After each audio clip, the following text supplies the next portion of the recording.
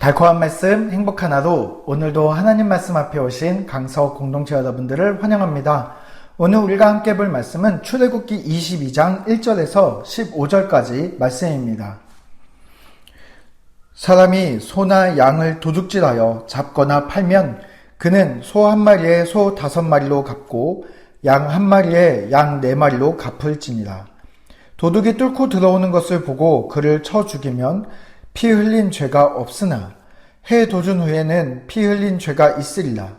도둑은 반드시 배상할 것이나 배상할 것이 없으면 그 몸을 팔아 그 도둑질한 것을 배상할 것이요. 도둑질한 것이 살아 그의 손에 있으면 소나 낙이나 양을 막론하고 갑절을 배상할지니라. 사람이 밭에서나 포도원에서 짐승을 먹이다가 자기의 짐승을 놓아 남의 밭에서 먹게 하면 자기 밭에 가장 좋은 것과 자기 포도원에 가장 좋은 것으로 배상할지니라. 불이 나서 가시나무에 댕겨 낯가리나 거두지 못한 곡식이나 밭을 태우면 불을 놓은 자가 반드시 배상할지니라. 사람이 돈이나 물품을 이웃에게 맡겨 지키게 하였다가 그 이웃집에 도둑을 맞았는데 그 도둑이 잡히면 갑절을 배상할 것이요. 도둑이 잡히지 아니하면 그 집 주인이 재판장 앞에 가서 자기의 그 이웃의 물품에 손댄 여부의 조사를 받을 것이며 어떤 잃은 물건, 즉 소나 낙이나 양이나 의복이나 또는 다른 잃은 물건에 대하여 어떤 사람이 이르기를 이것이 그것이라 하면 양편이 재판장 앞에 나아갈 것이요 재판장이 죄 있다 하는 자가 그 상대편에게 갑절을 배상할지니라.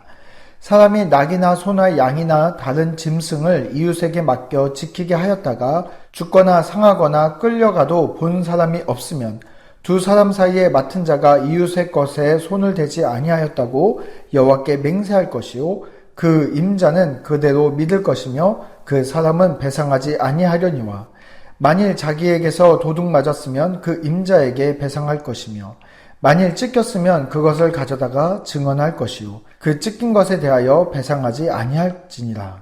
만일 이웃에게 빌려온 것이 그 임자가 함께 있지 아니할 때에 상하거나 죽으면 반드시 배상하려니와 그 임자가 그것과 함께 있으면 배상하지 아니할지니라. 만일 새낸 것이면 새로 족하니라. 아멘. 네, 출애굽을 통한 하나님의 언약 공동체가 시작하고 있습니다. 이 언약 공동체를 유지하기 위해서, 이 사회를 유지하기 위해서 필요한 것이 바로 이 율법입니다. 이 율법을 통해서 사회 질서를 지킬 수 있게 되는 것이죠. 오늘 본문은 특별히 다른 사람의 소유물에 손해를 입히거나 도둑질하는 사람들을 어떻게 처벌할까에 대한 그 규정이 정해져 있습니다. 출애굽 기간 동안을 생각해보면 그들에게는 감옥이라는 것이 없습니다. 그렇기 때문에 그 유목민의 삶에서 그들이 유일하게 처벌할 수 있는 방법은 바로 율법에서 제시한 배상의 방법입니다.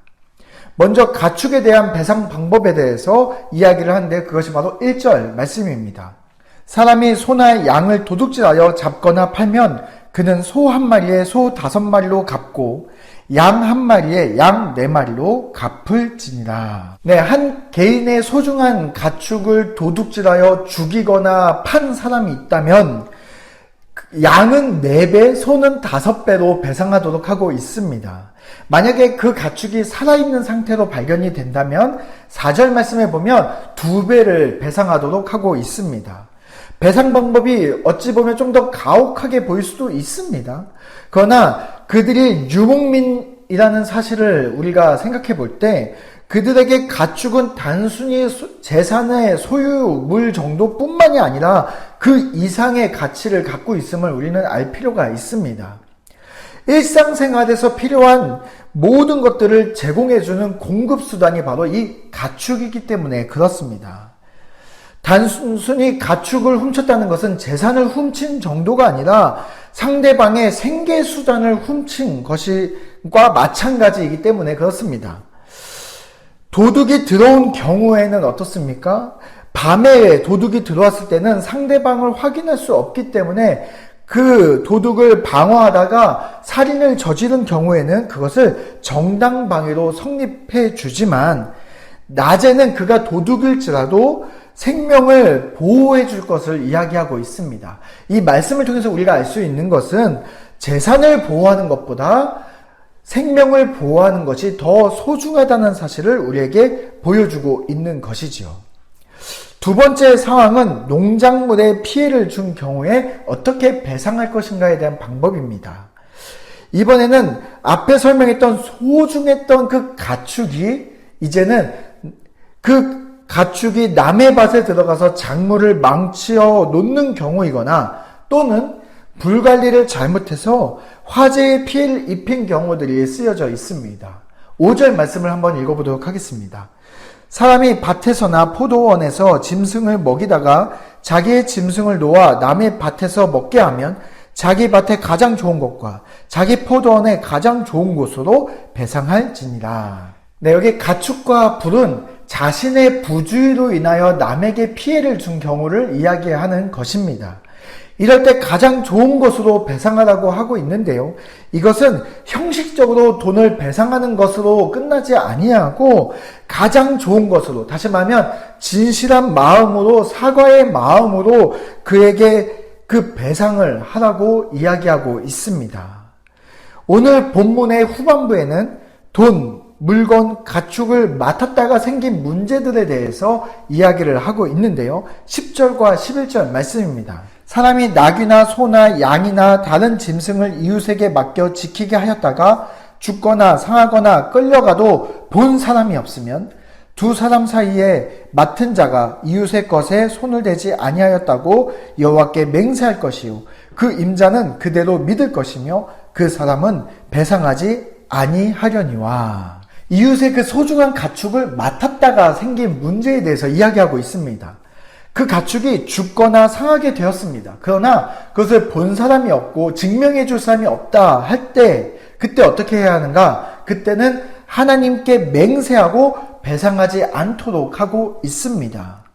구약에서 하나님께 맹세한다, 여호와의 이름으로 맹세한다는 것은 목숨을 담보로 하는 매우 위험한 일이었기 때문에 하나님께 이 문제를 맡기고 그리고 이웃과의 관계가 무너지지 않도록, 믿음의 관계가 무너지지 않도록 하나님께서 하고 있는 겁니다.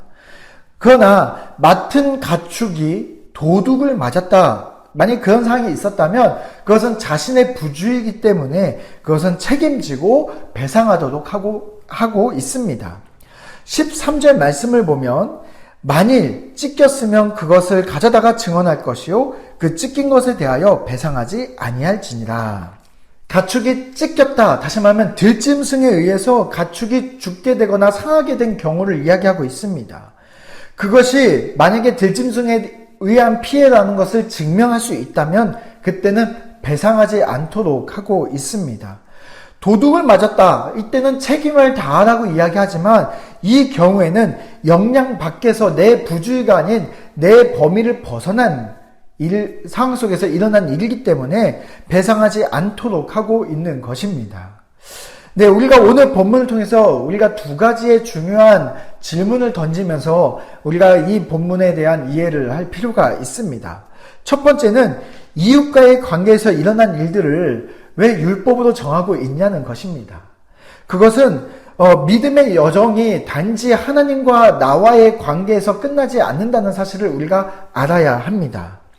나에게 허락하신, 내가 속해 있는 바로 그 공동체에서 내가 만난 그 이웃들과의 그 관계에도 하나님은 그만큼 중요하게 여기고 계시기 때문에 이 문제들에 대해서 하나님은 우리에게 분명한 기준을 가지고 그 기준을 주시면서 그 관계를 지켜나가기를 원하는 것입니다. 두 번째는 배상하는 것이 훔친 것에 비해 과도하게 우리에게 징벌로 지워지는 이유가 무엇이냐는 것입니다.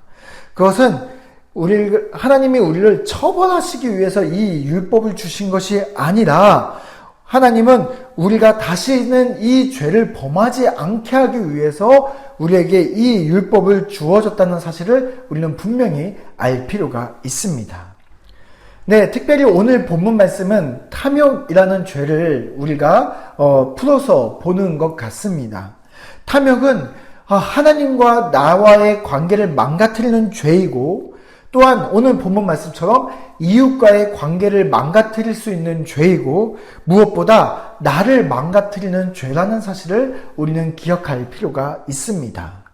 오늘 하루도 하나님께서 나에게 허락하신 공동체 안에서 살아갈 때 내가 만난 그 이웃과의 관계 속에서 책임과 신뢰의 관계를 맺어갈 수 있는 저와 여러분이 되시기를 바랍니다.